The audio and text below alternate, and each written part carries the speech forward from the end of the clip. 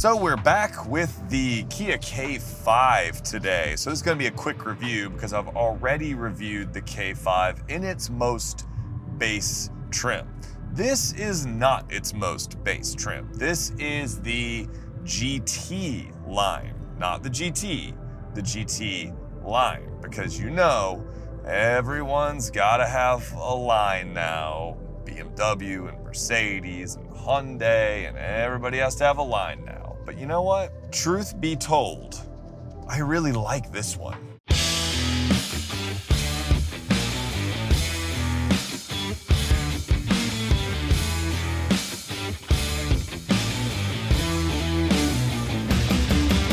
Yes, I know. Last time I had the Kia K5, I kind of mocked it a little bit for being such a good-looking car sitting on such horrifically ugly wheels in its base form. But forget all that. This one is sitting on the 18-inch wheels that sort of look like, you know, they belong on the GT. And it looks just as good as the Kia K5 always looks, which is very, very good. Arguably the best looking sort of mainstream midsize sedan. It just looks fantastic, especially in this sort of like flat gray silver color that's, you know, on all the cars now. It's like all the rage, combined with the red interior. It just looks terrific like this. So what does GT line mean? In Kia terms, and in this model's terms, it means it has the same 1.6 liter turbo 4-cylinder making 180 horsepower and 195 pound-feet of torque as its sort of base model brethren. This particular car is outfitted with all-wheel drive. It's got 8-speed automatic transmission. So it's got like the standard car sort of powertrain. However, adding GT line to the name gets you more of the GT look with some nicer available options. First of all, these red leather seats feel awesome. They are soft and sumptuous, like way, way nicer than they have any right to be. Similarly, this flat bottom steering wheel feels great in the hands. The leather feels much more expensive than you'd expect on this car. This car is probably optioned around $29,000. We'll talk about that again in a second. Incredible value in my opinion. And so it's kind of taking the strengths of the base model K5, all of its sort of powertrain strengths and its ride and handling strengths, and it's adding some more desirable features to it. Like among the midsize sedans, the K5 rides very well, especially on the highway. It rides incredibly smoothly on the highway. It is a cloud on the highway. But we're on the handling road right now, and it doesn't lose its composure. I would not say it has the athleticism of the Honda Accord, which is, to me, it's always my benchmark. I love the Honda Accord. It is my favorite. I'm completely biased, so ignore that. I will probably choose the Honda Accord over anything, but it doesn't have that dynamic athleticism, but man, this ride is comfortable. It feels composed. We're going over some kind of bumps and wallows right now, and the car's just gliding over them. Even with the larger wheels, nothing seems to perturb it. We're coming up to the big bump on the 18s, and it was like, not only was it super comfortable, it was almost like a non-event. It almost like it wasn't the big bump, the bump that is like kind of crushing in sportier cars. And in this, it was like a non-issue. Now, let's talk about some of those desirable options. This model comes with the 10.25-inch infotainment screen, which is great. I really like Hyundai and Kia's infotainment systems. They are very comprehensive and fully featured. This one has all the connectivity you could want: Apple CarPlay, Android Auto. It's got navigation. The only quirk I noticed is that I connected my phone via Bluetooth, and there was a weird delay every once in a while when it was doing Google Maps narration, when it was reading me the directions, where it would like cut off the beginning of the sentence. It only happened twice, but I just thought that was odd. Other than that, it works flawlessly. I will say that it is a touch screen kind of only. I do appreciate different brands and models of cars, vehicles, SUVs that have some type of control closer to the driver, This one is a little bit of a reach if you're a shorter person to get all the way to the right side of the screen, but other than that, it's an excellent system. Also, shout out to the wireless phone charger, which slips into this little sort of slot here in between the seats, which is great at preserving center console space. So the phone stands vertically and charges vertically, and it slips into this little like cubby that holds it securely. I think that's a really inventive and cool way of providing wireless charging without having to take up space to leave the phone flat in the middle of the dash or the console. It also has all the safety features you could want, as well as sort of the avoidance feature, like collision avoidance from the front, from the blind spot, and from the rear, which is nice. My only complaint about Kia's safety systems is that they're a little conservative. There's a lot of dings and chings and chimes and ding-dongs and all kinds of stuff that are going off. Many of them are helpful, such as your reminder that your mobile device is still in the car, or to check the rear seats, or the little ding-dong that the car in front of you is pulling away. Those are all appreciated.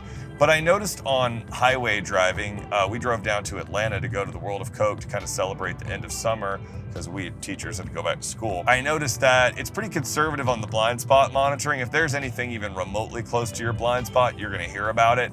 And same thing with lane departure warning. You get anywhere close to those lanes and it's gonna let you know. So I actually turned off the lane departure warning because I just got tired of hearing it on the highway. Not that I was driving like a maniac or anything, but you know. And on top of all these great features and functionality, it gets about 28 miles to the gallon in average driving. So the K5 not only makes a great case for itself in sort of a like value and feature standpoint, but also it just looks amazing.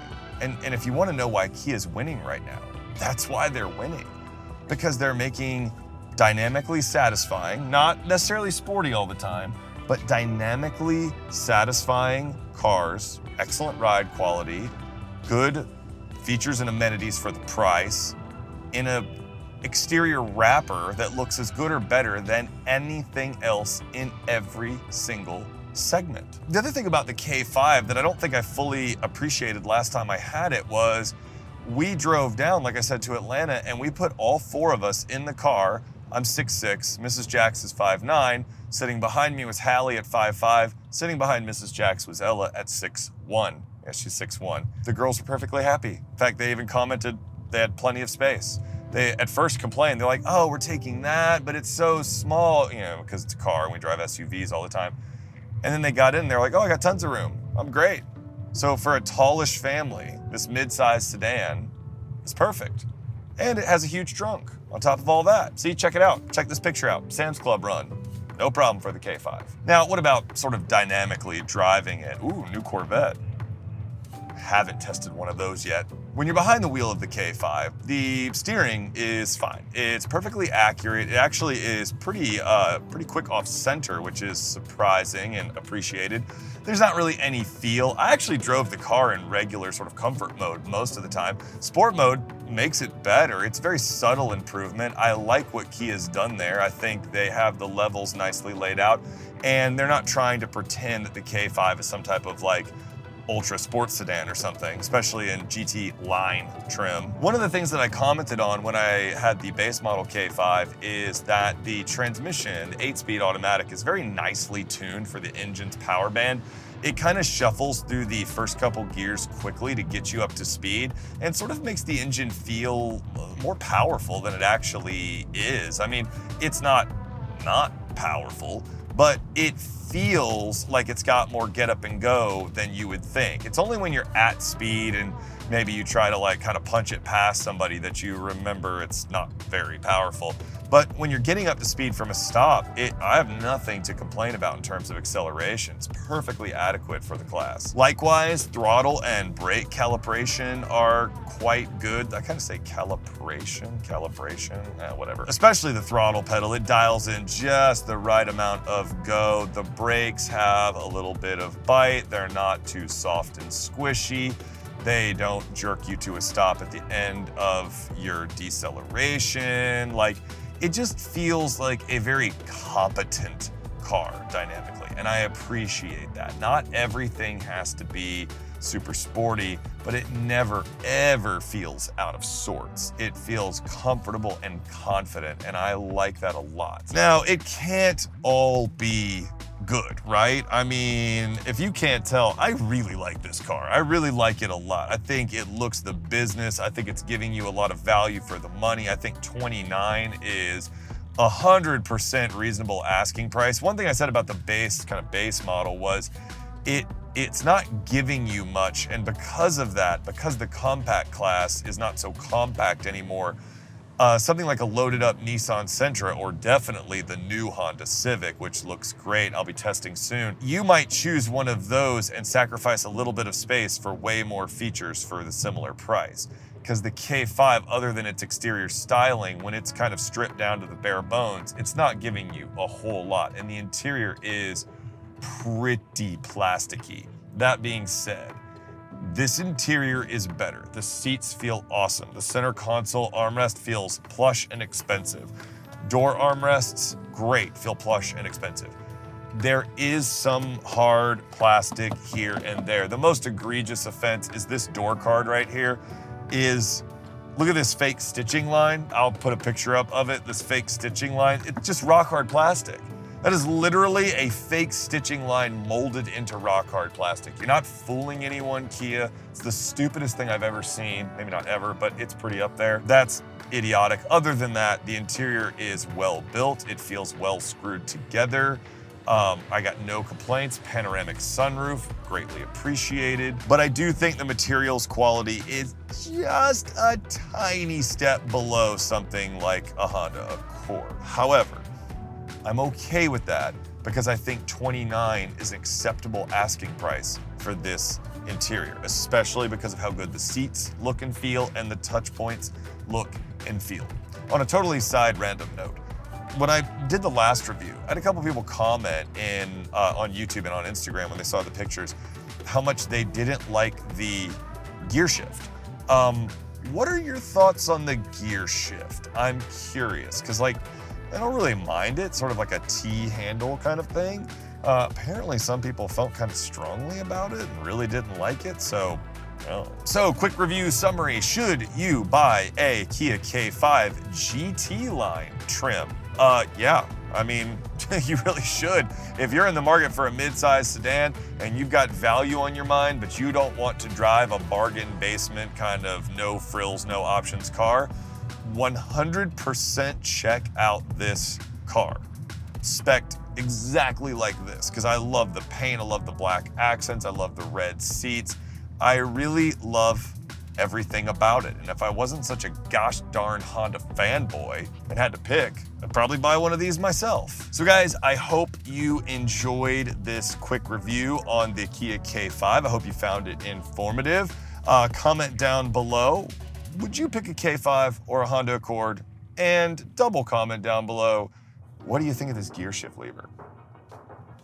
Until next time guys, ride safe, drive safe, and I will catch you in the next review, which might be the Honda Civic at the time you're watching this. I don't know, maybe it will be. I can't promise anything, but I'll see you soon. Peace.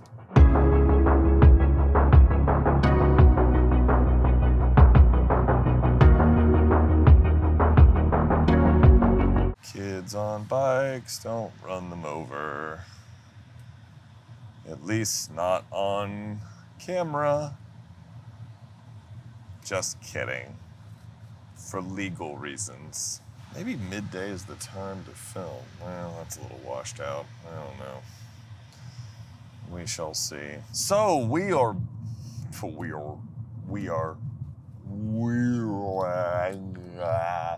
Unique New York. Unique New York.